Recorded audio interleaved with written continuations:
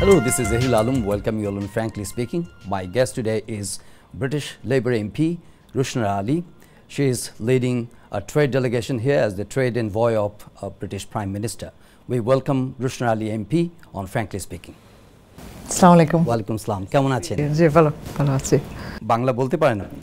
পারি, কিন্তু আপনার মতো না তো ভালো বাংলা বলতে পারবো না। কিন্তু আপনার কথা তো বোঝা যায়। Do you speak Bangla in your house? With my family, I do. Something. I do.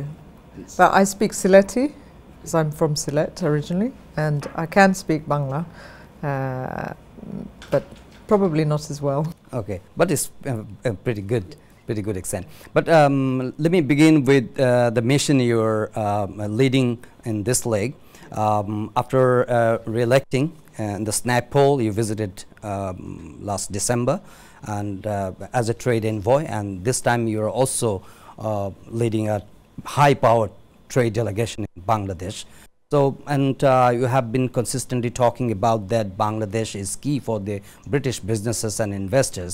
So, what are the key messages in this visit from the UK investors and as a delegation leader? Well, I'm delighted to be back here, and last year was my first visit as the trade envoy.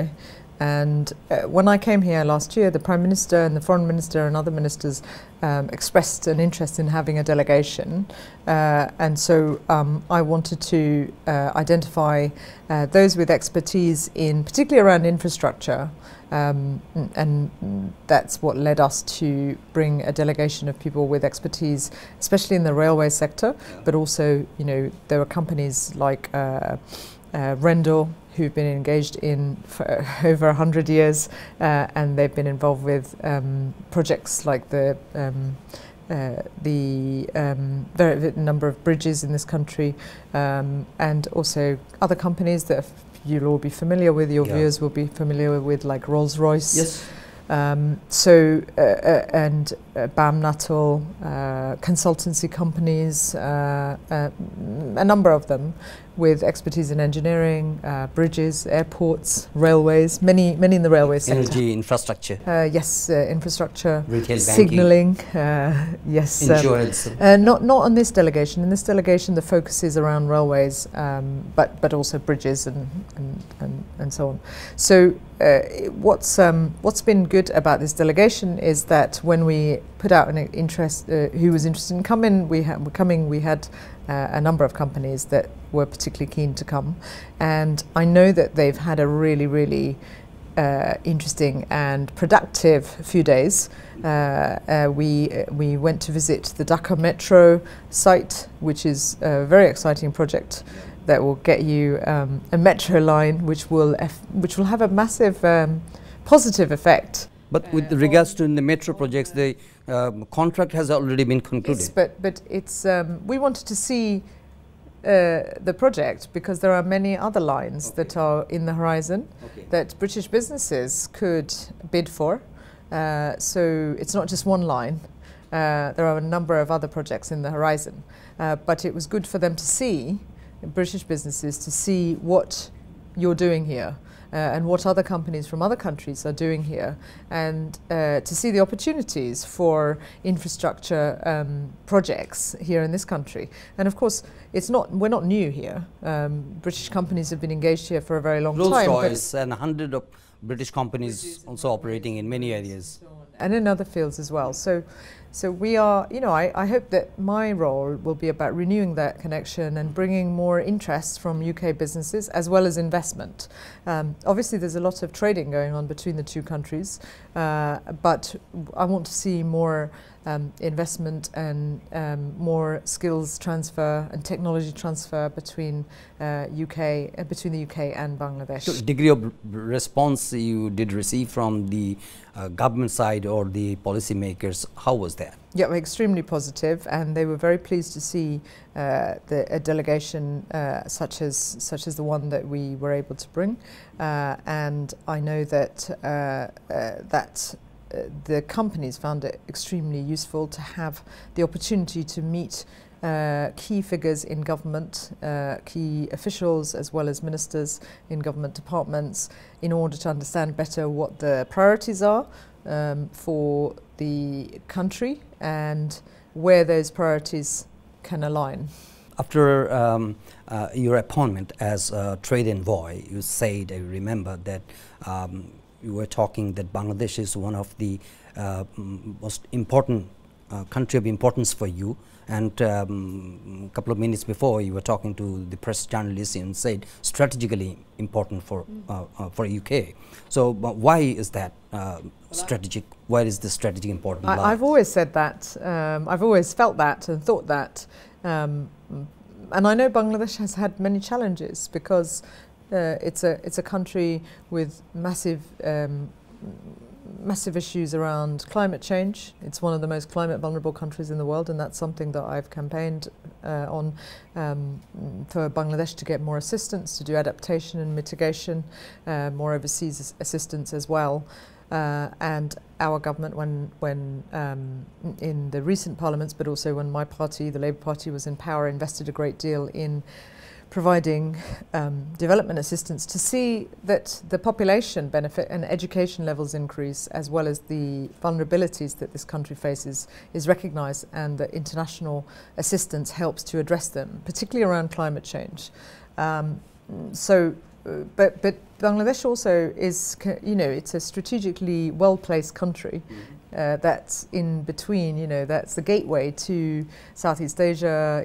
It's in the continent with major economies, so many, India, China, but also Indonesia, Malaysia, many others. So that means that, and these are countries in Asia, the growth level is very high. Obviously, Bangladesh growth rates are high, much higher than the UK and other European countries. And there's lots of opportunities for investment in infrastructure. So that's an obvious area in which British businesses can do more to help, but also they can benefit. The United Kingdom benefits too if their businesses are coming out here. It's kind of reciprocation. Yeah, it's totally reciprocal. If if there are projects that are being delivered here, then it means that we can, some of the businesses have a track record, for instance, on Crossrail, which is a major infrastructure project in the UK, train line project that goes through my constituency in the East End of London. There's a focus on skills and apprenticeships for young people, making sure that the next generation have the skills and the capabilities to build the future train lines and to maintain those lines. We want to see similar work happening in this country, so we leave a footprint behind and we make sure that local people, Bangladeshis, have the skill sets so that they're not reliant on other countries to come in the future. And as you know, and people have said this time and again, and discussion with that respect is productive, right? Quality of work that has been done historically by British companies is liked and valued by people in this country. UK is remarkably been involved with trade, investment, in development sector, also improving democracy or good governance in Bangladesh. Tell us something about your evaluation on the state of democracy in Bangladesh and the forthcoming elections. Well, I mean, we are a country that has strong links with this country, and we've always taken the view that if you have, if you want a strong democracy, then you want participation at every level. You want free and fair elections, and we have, whichever parties are in power, we have tried to play a constructive role, and that's the way in which the UK has operated, because our focus and our interest and my interest is to make sure that the interests of the people of Bangladesh are utmost. So obviously the elections are for the people of Bangladesh and the political parties here, and we very much hope that that all efforts will be made to ensure that political parties will participate and that they are free and fair. When we are moving forward with the economic progress, we are looking at elections. and a critical burden inflicted on Bangladesh by the silent genocide inflicted by the Myanmar military. So the situation is very catastrophic right now. Millions Rohingya has resulted in Bangladesh, refused in Bangladesh. So we are observing some international movement, and UK government is also taking some initiative. How do you view the overall situation in Bangladesh? In Bangladesh, yes, or in Myanmar? I mean, the Rohingya issue. Well, I think it's appalling the way that the Rohingya people have been treated by the Myanmar authorities, and particularly by the Myanmar military element of the Myanmar government. They have ordered, the general has made the order for these people to be persecuted, and this is not the first time, as Bangladesh knows all too well, because this country has been host to almost 1 million Rohingya Muslims last October, after the incursion last October, and then previously, in previous years, in 2012. This is a huge, huge challenge for Bangladesh. And I want to commend the response of the people of Bangladesh, because they've been incredibly empathetic.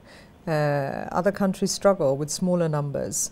And I think that the decision to ensure that access is provided to international agencies, and the UN being asked to coordinate, support humanitarian assistance to the refugees here in Chittagong is really important, because people are traumatized, they've lost family members, they've seen horrific things happen to them, to their families, and experience horrific treatment, and are traumatized, and also desperately need both psychological as well as material support.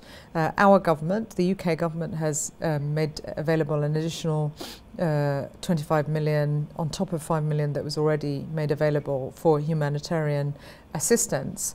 And I hope that other countries, I know others are doing the same, I hope other countries do the same. On Myanmar though, I went to Rakhine State in February, and previously in 2012 I have been campaigning on this issue to raise awareness for many years, and it's often that when there's a crisis the international media pays attention, and then the attention goes away. And I think it's really helpful that people from different parts of the world are campaigning, but they need to apply pressure in the right places. How to? Well, I would say, you know, I think first of all, on the media front, I think it's important to hold the military to account. It is right to ask the State Councillor Aung San Suu Kyi to speak out, but the military control defence, security, and they have meted out these orders, and they are, according to the UN, exercising crimes against humanity, and they should be held to account. And countries, Western governments, and as well as other governments, whether it's, you know, the governments in this continent, need to call them out, and I know that they are increasingly, and there should be public pressure on the Burmese military. But do you think the international media attention is rightly focusing on this issue? I think they are right to focus in on it, and they need to keep applying pressure, applying attention to it. But I do appeal to them to not let off the military off the hook, because I get why there's a lot of focus on the state councillor, the democratically elected leader Aung San Suu Kyi, because she is high profile, because people had greater hopes of her. But they need to hold both sides to account, the civilian-led government as well as the military, because the military has got the primary responsibility, and they have meted out these orders, and they are responsible for burning down villages, the rapes of women, the murders of children and women, and many thousands, not just in this case, but in the previous attacks on Rohingya Muslims. So pressure must be applied on, of course, we are applying pressure on our government. When you talk about international community, it's at the UN level, it's at the UN General Assembly. But I know that. Security Council also very pivotal. They have issued a statement only, but Very significantly or remarkably, they are divided. Some of the, China, Russia, they are in favor of Myanmar. So do you think that effective measure or mechanism can be evolved to stop or end or make the Myanmar government compliant and take the refugee back to their country of origin? Well, it doesn't bode well what's happened in the recent years. It's just continued. So I feel incredibly pessimistic, I'm afraid, at the situation.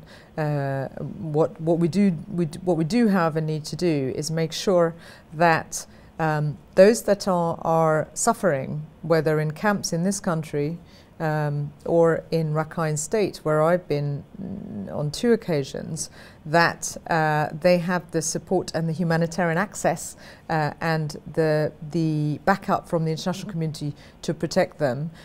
In this country, there's a lot of pressure, resource pressure, that needs to be addressed. And the international community needs to provide the funding, medium, not just short term, medium and long term, because absorbing 1 million refugees is not easy for any country, never mind an emerging economy.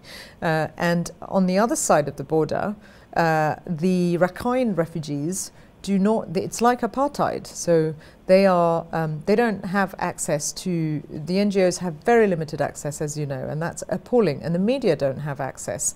So it's very hard to establish exactly what's happening, although there is a growing evidence of crimes against humanity, as has been stated by the United Nations. So I can't say I feel at all optimistic, but we've got to carry on applying the pressure, both at a governmental level as well as at a public level, and that this crisis isn't forgotten, and the plight of the Rohingya people isn't forgotten in a few weeks' time, because that's what happened in last year and in the previous year. And what I commit to doing is making sure that myself and my colleagues in Parliament will continue to highlight what's happening, both here, in the challenges here in Chittagong, in the camps here, as well as in Myanmar, so that the international community doesn't forget its responsibility. Rushna Ali, do you think that the charges of committing crime against humanity can be brought against these military generals or Myanmar government? Well, this is something that the UN has, the UN Commission of Inquiries that was announced was going to investigate. Unfortunately, they were not granted access, and subsequently what we've seen is further hostilities towards Rohingya Muslims in Rakhine that has led to the exodus of 450,000 people to Bangladesh and many others. So that is something that the UN needs to pursue and not give up on, given that they have called for a UN Commission of Inquiries. Let's talk about something more on your visit. I know you're going to visit Sylhet. Mm-hmm. So what are the issues in your mind to discuss in Sylhet? Well, I'm looking forward to visiting some of our projects, DFID funded projects, British Council funded work as well, and also to see what the opportunities might be for British investment in Sylhet as well. You were talking regions. About constructing an airport. Well, I understand that there's interest in the current government in expanding Sylhet Airport, and I know that there are UK businesses that have an interest in bidding for any possible future contracts that might come up for expansion of the Sylhet Airport. This is a long time coming. How about bridging a direct air link between the two countries? Yes, I've been campaigning for that for a long time, because it's again, the more we have of that, the better. I know that there are direct flights. This is something that was raised with me. Direct flights between the UK and Sylhet, but it's only with Biman Bangladesh airline, and there are some capacity constraints as well that prevent other airlines from flying there. And there are many other airlines that used to fly to this country and don't. which is a source of frustration for all of us, because people want choice and they want to be able to travel on different airlines. But I feel optimistic that that will change in time, because of the way in which things are changing in this region, and also some of the opportunities that we talked about earlier. But I feel really optimistic about the successes of the British Bangladeshi community, and they are, of course, very passionate about this country, and they love visiting. Many people love visiting this country. And you too? Yeah, I do very much, and I think that more and more people will come visit if the opportunities to be able to come easily and travel around and see the country is broadened and improved. And that's why I think all of the things that are going on, particularly around infrastructure and being able to go from one part of the country to another, being able to commute easily, being able to fly around, means that you can see your country. A lot of the younger generation want to come to visit, but they want to come see as well. And they like to see their relatives, but they want to do more than that. We're just going to end. You're coming to Bangladesh time and again, visiting and observing the development of Bangladesh. So what are the most critical challenges in day-to-day life? Well, look, I think that the challenges remain to do with poverty. Bangladesh has done very well in lifting many people out of poverty, but there are still people, millions of people who live below the poverty line, and that's why I feel passionately, as somebody who was Shadow Defence Minister, International Development Minister, I feel absolutely passionate that we need to make sure that for instance, the UK provides development assistance, support for education and health and other projects, which has helped millions of people. But we also need to make sure that the trading that happens creates jobs and is inclusive. So that is the big challenge, inequality and poverty. And it's good to see progress, but countries like Bangladesh and many others need to keep going. 1 billion people around the world still go hungry. How about traffic congestion? 1 billion people worldwide. So the international community has a challenge they must not forget, which is in the 21st century, that should not happen. So, and I think countries like Bangladesh are at the forefront of showing how, subsistence, self-sufficiency can happen, feeding your own population. And the other big challenge for this country is, of course, climate change. And so as a trade envoy, while trade is a key focus, it's linked to opportunity, it's linked to looking at how this country can become more prosperous so that it can ensure that the long-term challenges are addressed, both in terms of human potential and lifting people out of poverty, and that happens. And if we can if Britain can continue its partnership and relationships and support to help achieve that, then that will be for the good.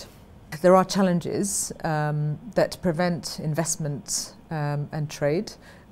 What I have seen is a determination to see that change and create a more favourable business climate. It takes time, it will take time, but the benefits are huge if those conditions could be made more favourable. Okay, thank you very much. Thank you very much. Thank you very much. Dear viewers, that's all my conversation with British MP Rushdie Ali, and thank you for watching this show. We invite you to watch our next episode. Until then, to take care and goodbye.